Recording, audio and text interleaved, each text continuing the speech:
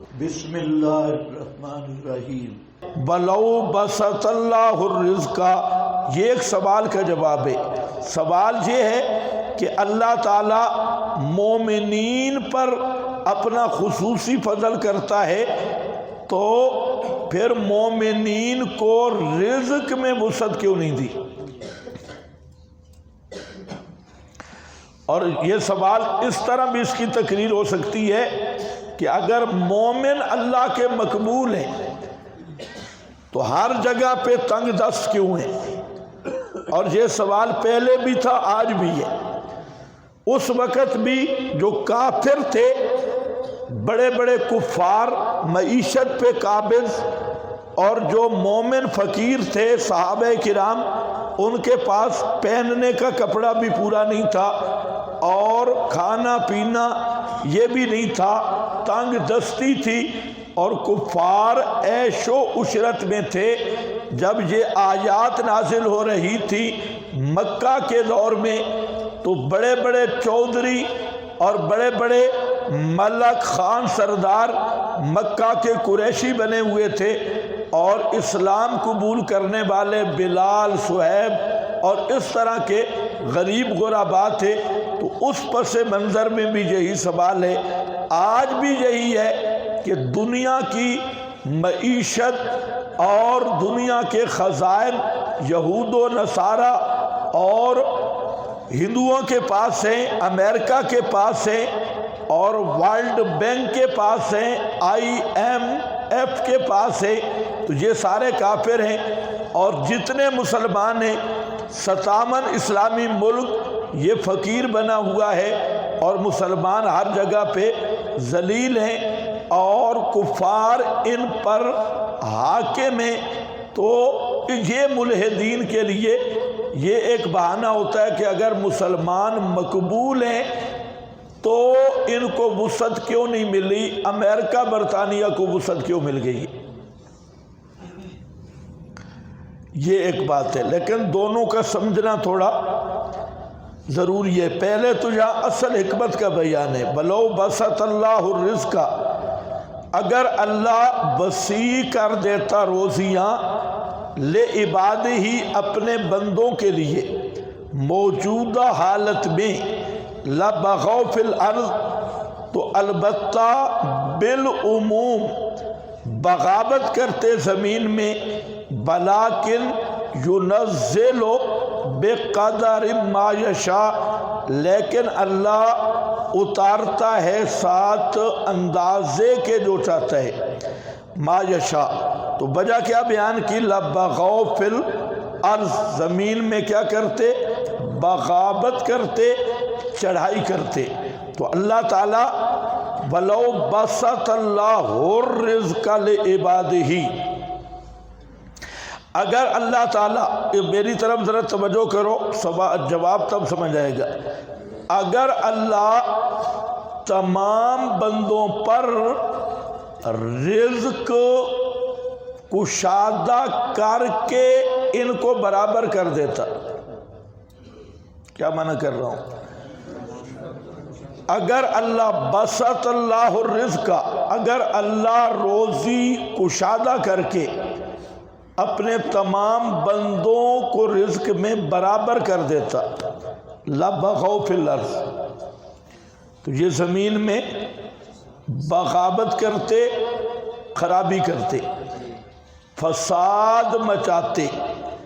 ایک معنی یہ کیا گیا، فساد مچاتے، لَبَغَوْا فِي الْأَرْضِ۔ دوسرا یہ ہے کہ رزق کی تقسیم حکمت پہ مبنی ہے، اللہ تعالیٰ کی حکمت بالغہ، جو جتنا رزق پچا سکتا تھا اللہ نے اتنا رزق دیا، اگر اس سے زیادہ رزق عطا کرتا تو وہ بجائے اطاعت کے بغاوت پہ اتر آتا، بجائے اطاعت کے بغاوت پہ اتر آتا۔ تو اس لیے اللہ تعالیٰ نے رزق کی تقسیم اپنی حکمت پر کی ہے کہ یہ آدمی اتنا رزق پچا لے گا، یہ اتنا پچا لے گا، اور آپ نے دیکھا ہے کہ بساؤ کا جب آدمیوں کے پاس پیسے زیادہ آئیں تو لڑائیاں زیادہ کرتی ہیں۔ ہمارے لوگ جو تھل والے ہیں وہ یہ کہتے ہیں کہ اگر ہمارے چھولوں کا فصل ہو گیا تو پھر دیکھیں میں کیا کرتا ہوں۔ تو جس سال فصلیں زیادہ ہوں لڑائیاں بھی زیادہ ہوتی ہیں۔ تو خلاصہ یہ ہے کہ اللہ تعالیٰ نے جو رزق کی تقسیم ہے یہ حکمت تکوینی پہ مبنی ہے، اس کا رضا یا مقبولیت کے ساتھ تعلق نہیں ہے کہ جو مقبول ہو تو اس کو رزق زیادہ ملے اور غیر مقبول کو کم ملے۔ تو رزق کی وسعت یہ اللہ تعالیٰ کے ہاں مقبولیت کی دلیل نہیں ہے، بلکہ رزق کی تقسیم اللہ تعالیٰ کی حکمت کے موافق ہے۔ کچھ سمجھ آئی میری بات؟ ہاں، رزق زیادہ مل جانا فرعون کو بھی مل گیا تو وہ انا ربکم الاعلی بن گیا، اور بھی۔ تو اب ذرا غور کرنا، آیت کا مفہوم سمجھنا ہے۔ مطلب کیا ہے؟ اللہ فرماتے ہیں کہ رزق کا زیادہ مل جانا یہ مقبولیت کی دلیل نہیں، باقی رزق میں کمی زیادتی یہ حکمت کا تقاضا ہے، اور یہ اہل ایمان کے لیے نعمت ہے۔ وجہ یہ ہے کہ رزق کی وسعت ذریعہ ہے بغاوت کا، تو جب اللہ نے اپنے مقبول بندوں کو رزق کم دیا ہے تو وہ بغاوت کے ذریعہ سے محفوظ رہے، گویا ان کو رزق کی کمی ان کے حق میں انعام ہے۔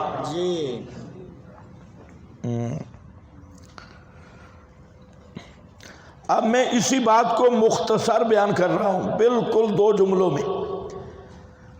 سوال یہ تھا کہ اللہ تعالیٰ نے اہل ایمان پہ رزق کی وسعت کیوں نہیں کی؟ کافروں کے پاس روزی زیادہ ہے اور اہل ایمان کے پاس کم۔ جواب یہ دیا وسعت رزق یہ مقبولیت کی دلیل نہیں، بلکہ رزق کی تقسیم حکمت تکوینی پہ مبنی ہے۔ نیز رزق کی وسعت یہ سبب ہے بغاوت کا، تو اللہ تعالیٰ نے اہل ایمان کو اس سبب بغاوت سے بھی محفوظ رکھا ہے۔ تو یہ انعام ملا یا نہیں؟ یا چپ ملی ہے؟ انعام ملا۔ لا بغوا فی الارض ولکن، لیکن بالکل بند نہیں کیا۔ اچھا، اسی آیت کی جو تشریح اور تفسیر ہے ان قریب آگے آ جائے گی سورہ زخرف میں، پوری وضاحت ہوگی اسی آیت کی، یہاں اجمال ہے، وہاں اس کی تفصیل آئے گی۔ وَلَٰكِنْ يُنَزِّلُ، لیکن اتارتا رہتا ہے، بے قدر، ساتھ مقدار یا اندازہ کے، ما یشاء، جو چاہے۔ تو اللہ تعالیٰ رزق اتارتا ہے بقدر مشیت اور اپنی حکمت کے موافق۔ انہو، بے شک وہ اپنے بندوں کے ساتھ خبیر، خبردار، بصیر، دیکھنے والا ہے۔ وَهُوَ الَّذِي يُنَزِّلُ الْغَیْثَ، وہی ذات ہے۔ توحید پر یہ دلیل بھی ہے، اور متعلق بدعویٰ اولا، کار ساز اللہ ہی ہے، اس کے ساتھ متعلق ہے، اور هُوَ الَّذِی میں حصر ہے، وہی ذات ہے، يُنَزِّلُ الْغَیْثَ، جو اتارتا ہے بارش کو، من بعد ما قنطوا، بعد اس کے کہ مایوس ہو چکے ہوتے ہیں، ما قنطوا، یہ قنوط ظاہری اسباب سے ہے، اس لیے یہ آیت عام ہے۔ اور اگر قنوط یا یاس من روح اللہ ہو، اللہ کی رحمت سے مایوس ہو نہ ہو، تو پھر یہ کفار کے ساتھ خاص ہوگی۔ اس لیے بہتر یہی ہے کہ قنوط کا تعلق کس کے ساتھ ہے؟ اسباب ظاہری کے لحاظ سے، ظاہری اسباب نہیں ہوتے بارش کے، اور ان کے چہروں پر آثار اس پریشانی کے آتے ہیں۔ اب فصلیں گئی، مال مویشی گئے، بارش نہیں ہوئی تو ینشر رحمتہ من بعد ما قنطوا، ایک وقت ہوتا ہے بارش نہیں آتی جیسے اب نہیں آ رہی، تو یہ مخلوق اور انسان مایوس ہو چکے ہوتے ہیں ظاہری اسباب سے، اور پھر دعائیں کرتے ہیں اور مختلف طریقوں سے بارش مانگی جاتی ہے، تو فرمایا پھر اللہ تعالیٰ وہ بارش برساتے ہیں۔ وَيَنْشُرُ رَحْمَتَهُ، رحمت کے دو معنی ہیں، ایک رحمت سے یہاں مراد برکات الغیث، بارش کے منافع ہیں، بارش کے بعد جو برکات ہوتی ہیں نباتات وغیرہ وغیرہ، حشرات الارض تک ہر چیز تر و تازگی اور رویدگی میں آتی ہے، زمین پھلنے پھولنے لگتی ہے، اور مینڈکیں بھی آ جاتی ہیں، حشرات الارض بھی آ جاتے ہیں، تو بارش کے بعد کے جو منافع اور برکات ہیں رحمت سے مراد وہ ہیں۔ اور دوسرا زاد المسیر قرطبی وغیرہ نے دوسرا معنی کیا المطر، رحمت کا معنی کیا ہے؟ المطر، یعنی مراد رحمت سے بارش ہے یا برکات مطر ہے، برکات اور منافع مطر ہیں، دونوں معنی کیے گئے۔ ینشر پھیلاتا رہتا ہے، رحمتہ رحمت اپنی، وَهُوَ الْوَلِيُّ، یہ وہی نتیجہ ہے، فَاللَّهُ هُوَ الْوَلِيُّ، وہی نتیجہ ہے، هُوَ الْوَلِيُّ، یہاں پر بھی حسر ہے، وہی ذات الولی المتصرف، اللہ ہی کارساز ہے اور کوئی کارساز نہیں، اللہ ہی مشکل کشا حاجت روا ہے اور کوئی مشکل کشا حاجت روا نہیں۔ حسر میں دونوں معنی ہوتے ہیں، نفی بھی اور اس بات بھی۔ الحمید، الحمید کا معنی ان صفتوں سے موصوف، ان صفتوں سے موصوف، یعنی صفات الوہیت کے لائق۔ الحمید کا معنی صفات الوہیت کے لائق، الحمید۔